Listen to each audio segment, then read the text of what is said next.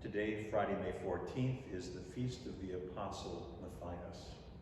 You might think about Matthias as being the so-called replacement apostle.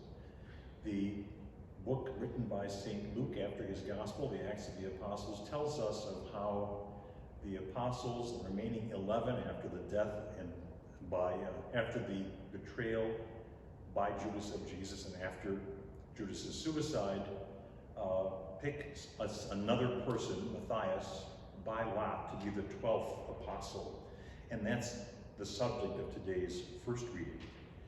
But today's gospel is about what we are called to. Apostles are called and sent. We are called, the Lord chooses us, and then he sends us forth to work as the apostles did. Today's gospel is a reading from the Holy Gospel according to John. Glory to you, O Lord. It's going to sound familiar because it's last Sunday's gospel.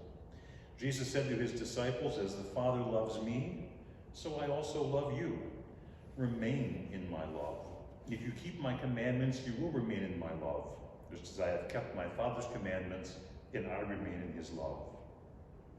I have told you this so that my joy might be in you, and your joy might be complete. This is my commandment, love one another as I love you. No one has greater love than this, to lay down one's life for one's friends. You are my friends if you do what I command you. I no longer call you slaves, because a slave does not know what his master is doing. I have called you friends because I have told you everything I have heard from the Father. It was not you who chose me, but I who chose you and appointed you to go and bear fruit that will remain, so that whatever you ask the Father in my name, he may give you. As I command you, love one another." So let me just briefly address a point in this gospel that I didn't talk about in my homilies this past weekend. It was not you who chose me, but I who chose you and appointed you to go and bear fruit that will remain. Jesus is speaking about the idea of choice. He's the one who called the apostles. In the various gospels, people who come to him and say, "I'll be your follower," he gives them either a stern brush off or asks of them something that they can't do right then and there, to leave home even before their parents die.